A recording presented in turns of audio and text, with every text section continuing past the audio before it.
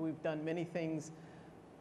What I think we enjoy and appreciate is the insights that come from the research that they do that tells us that you can't speak to the Hispanic consumer in one way. You have to understand if you're speaking to someone who's of Mexican descent, you have to understand if you're speaking to someone from the Caribbean, and you see that reflected in the different models advertising that we do. So I think they are very much for us a key partner. Great.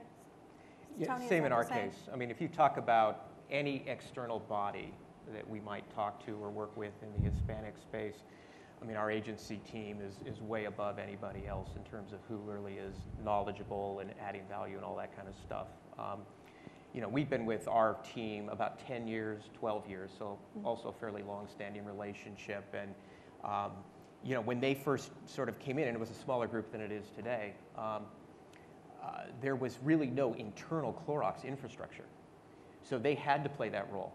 Of really not only externally, who do we rely most on for expertise in this area, but also just, you know, across the whole population, who really are the folks that have the most knowledge. So they started in that place, proved themselves worthy in that particular role, and as time has passed, you know, that's only strengthened over time.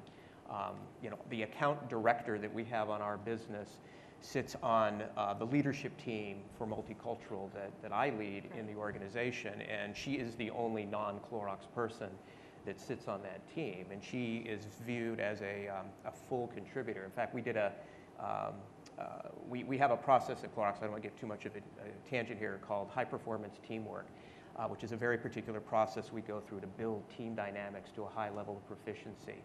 And it is a hugely emotional and draining kind of process to go through to get to this team dynamic. And we went for an offsite for a couple of days, actually did it down here in Santa Monica, last time I was down here, in fact, and she was there with us, bearing her soul, crying like the rest of us, you know, and becoming truly, truly a member of the team. And, you know, it was a fabulous, you know, I think, next step in terms of that partnership. That's wonderful. And the term partnership is, you know, sometimes you can be absolutely genuine in using the word, but often in this industry, I think it's bandied about and used as a kind of a euphemism for, well, we're working together. And in the case of Grupo Gallegos and the Milk Processor Board, there is a true sense of ownership and partnership that I personally feel, and I know the board feels. We look to them for insights, for research, for the things that we wouldn't ordinarily just intuitively know about the Hispanic market, and not treating it, as you just said, not treating it monolithically. You don't speak with one voice, you speak with the kind of precision that only comes from good research.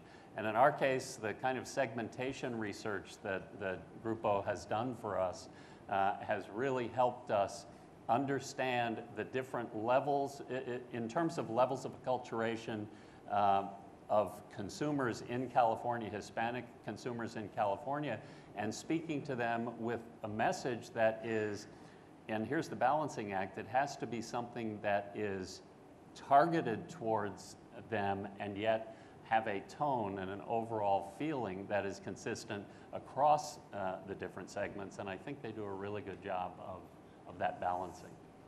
Well, I don't know about y'all, but I think 10 years and 20 years and multiple years, I need to give them a big hand because I love client loyalty. Or you have to give yourselves a hand on that too. Exactly, that's the key point. What I'd like to do now, I have a couple more questions, but I'd like to open it up to the audience and see if you have any questions for our esteemed panelists this morning. Do we have any questions?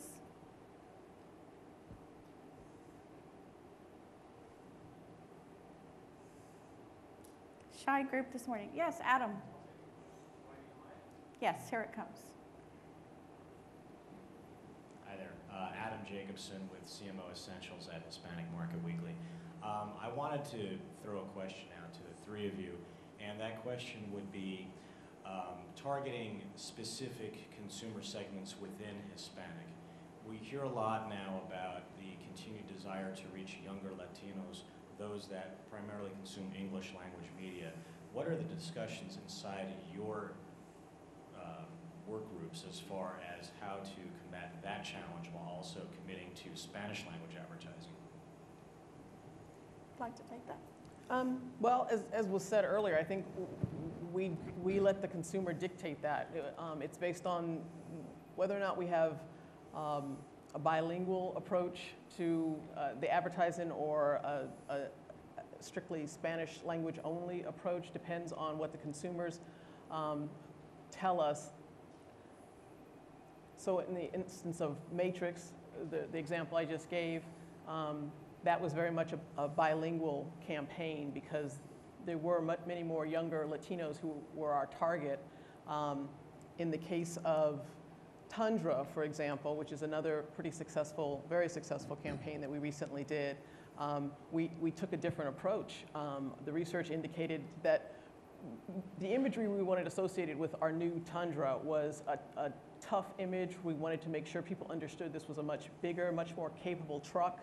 And so looking at trying to find that alignment between potential Hispanic targets and what we wanted the imagery association to be, working with Conillo, we realized that really we wanted a work truck direction, and we wanted, and the best way to get that connection was by targeting Mexican-American males who were making up a big part of the construction workers and the people who really live that life and need a truck like that to get what they need done.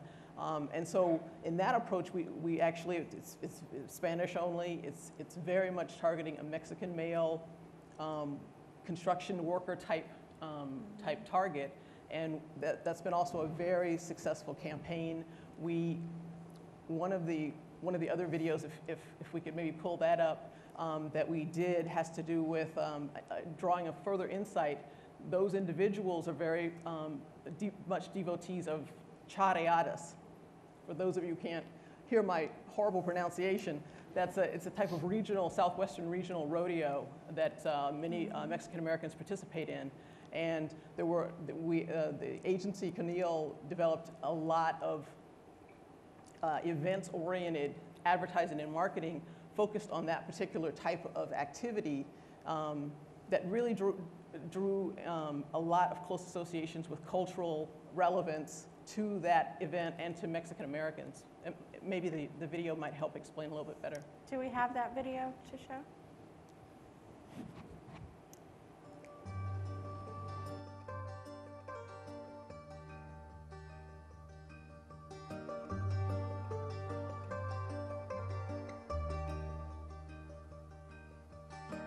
Voy a preparar mi caballo para hacer el paso de la muerte.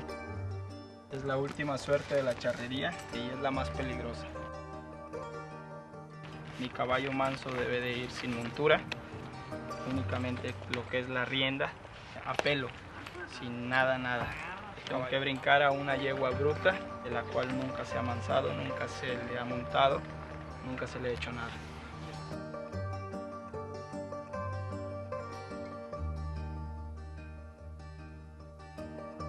Pues yo creo que para hacer las cosas bien debes de tener un poquito de miedo.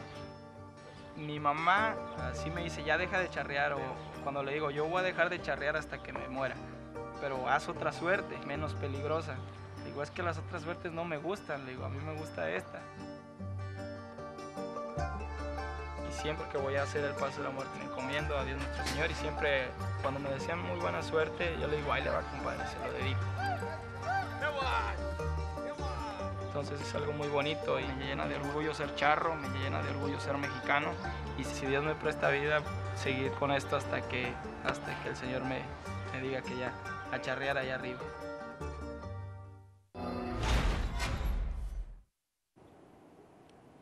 So what we did there was, at these events, the Tundra would be there, but in a very low profile way.